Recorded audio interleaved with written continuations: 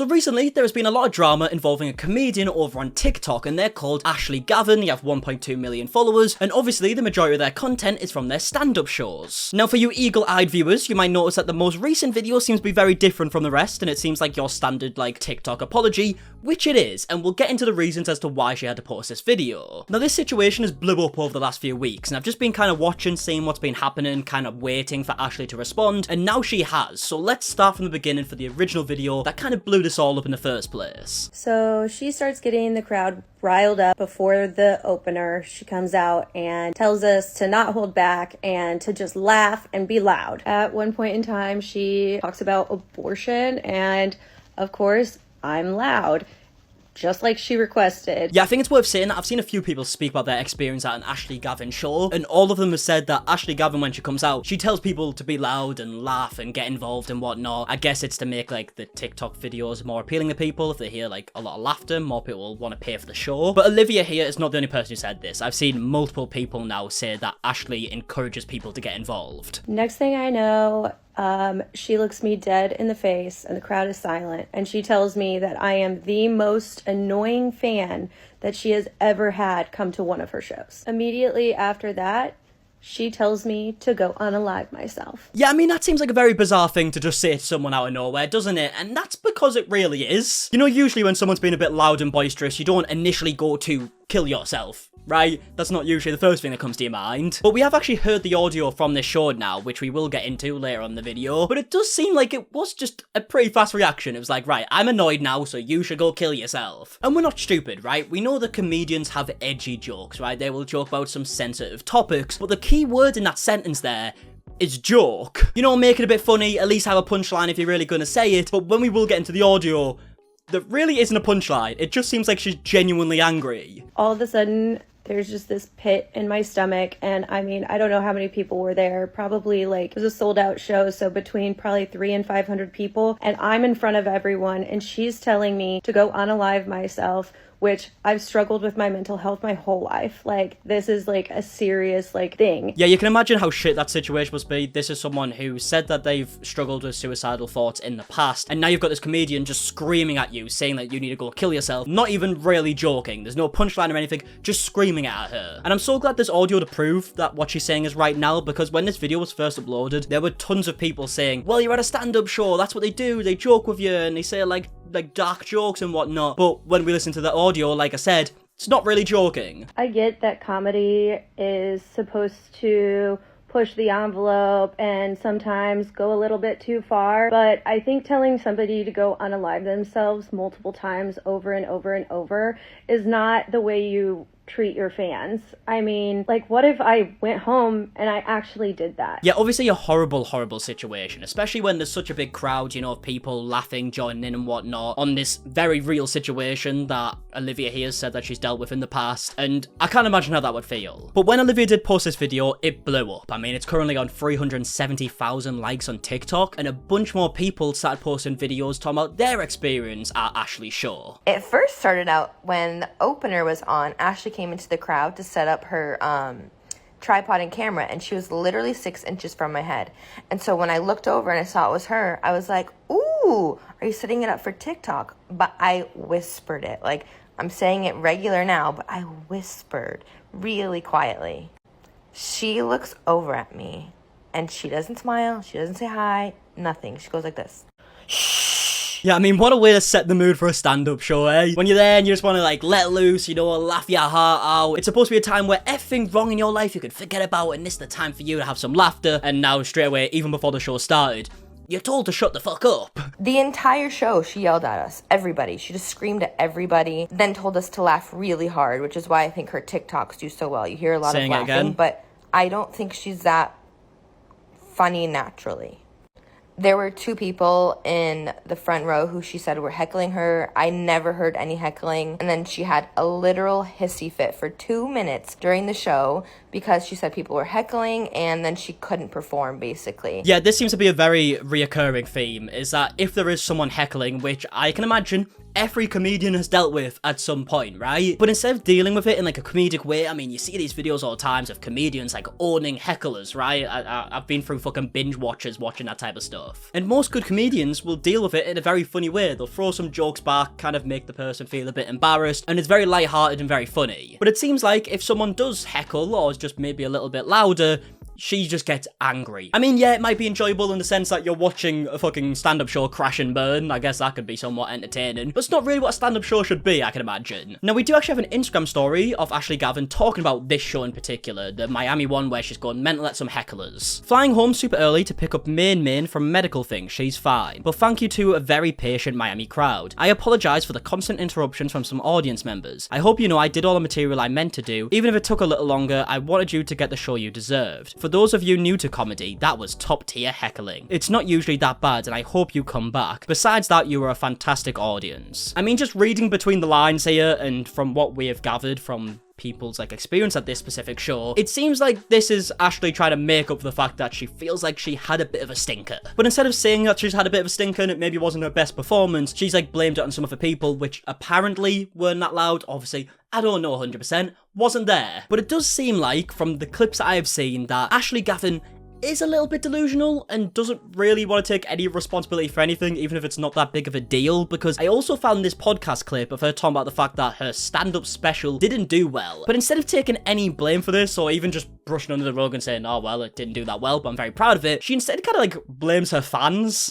Listen, I'll just tell you like what's going on in my life. I released this comedy special and it's doing good. I think people objectively can say it's doing good.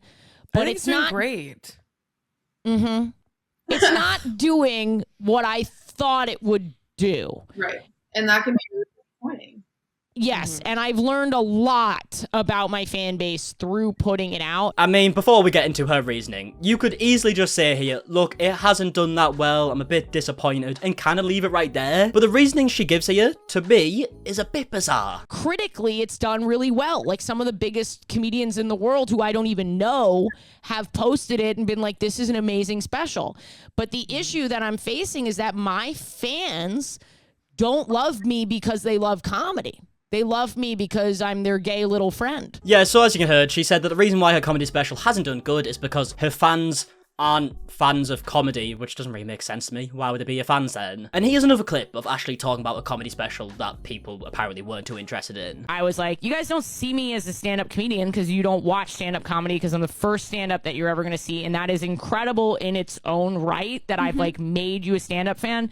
But holy shit, to make a really high quality special and put it out for free and to have my fans see it and then just not even watch it, heartbreaking. Like fully heartbreaking. Yeah, I mean, I feel like you should probably take that as maybe a bit of criticism, right? If they enjoy other stuff that you've done, but they don't enjoy the stand-up special, maybe there's a reason behind that. Like, I'm not going to fucking point fingers here, but it does seem like to me that maybe the special is the problem. You know, it might not be the most enjoyable thing to watch as compared to what you believe it is. Alright? Maybe I'm being stupid, but that just seems like the obvious thing to me. But yeah, I just wanted to point that out because even though that's not really a big deal, like she's just pointing out the fact that a special didn't do well, it does give a bit more context as to anytime I've seen anything negative happening with, like, regarding Ashley, she hasn't really took responsibility for it and she's blamed someone else, and that kind of relates to the stories that we've heard from other people. But either way, that's all stuff that came out when the situation initially blew up with Olivia's video, but now just a few days ago, we actually got the audio from the show that Olivia attended, so we can hear exactly what happened. I had an abortion.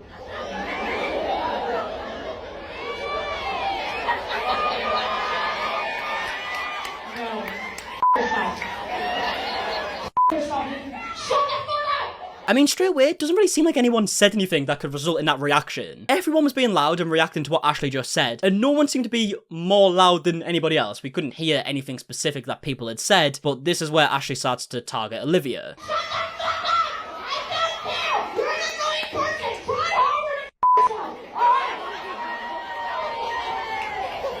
You just interrupted the tension that I was building into the joke your mother should have you. Okay.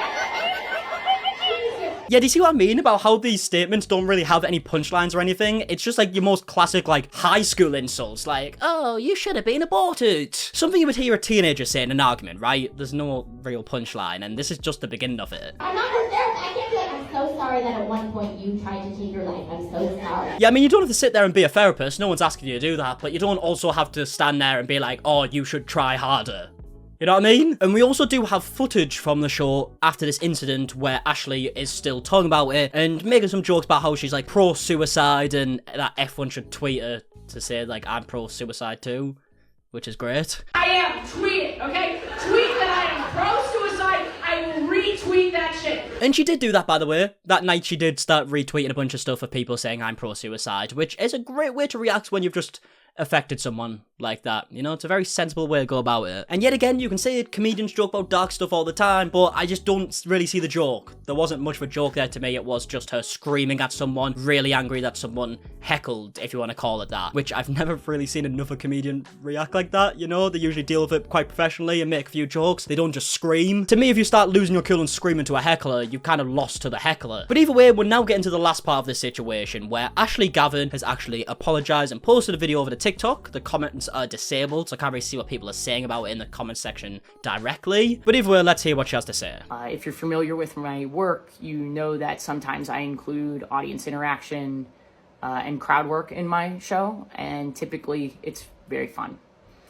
In this particular interaction, I let my emotions get the best of me, and I way overreacted to an audience member's interaction. I have been a comedian for almost 10 years. I know that I could have done better. I should have done better. And I want to be super clear about this. I took it way too far.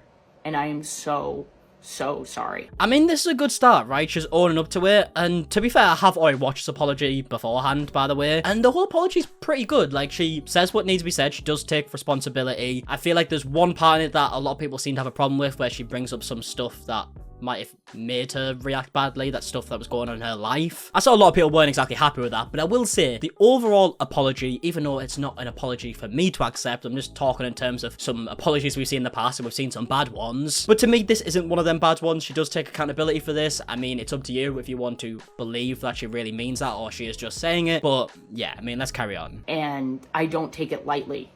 If you're familiar with my stand-up, you know that I discuss my own mental health struggles, and you may also know that I lost my cousin. And the reason that I talk about these issues in my stand-up is because I know how painful and isolating it can be, and I am trying specifically to break down those feelings of isolation. But in this audience interaction, I did not bring the care that I usually bring to the topic, and I hurt someone who has also felt that pain. And for that, I am deeply sorry. I mean, look, like I said, it's not my apology to accept it the slightest. This is obviously up to Olivia, how she feels in the whole situation. In terms of what she could have really said in that scenario, I don't feel like she could have said much more. In terms of actions, I guess we'll see what comes from this. I know that Olivia previously said that she didn't receive a refund for the show. Maybe that has changed now that Ashley's responded. I'm not aware of that. So maybe there are some further actions that could be done on Ashley's side. But yeah, I mean, I would love to know your opinions on how you feel about this whole situation in terms of actually what happened and the response to it. But as of right now, Olivia hasn't actually posted anything regarding the apology, so I don't know what her opinions are directly. But yeah, like I said, let me know your thoughts down below. And yeah, if you did enjoy this video, please do a like down below, subscribe if you are new, and until the next one, I'll see you guys in a bit, alright? Goodbye.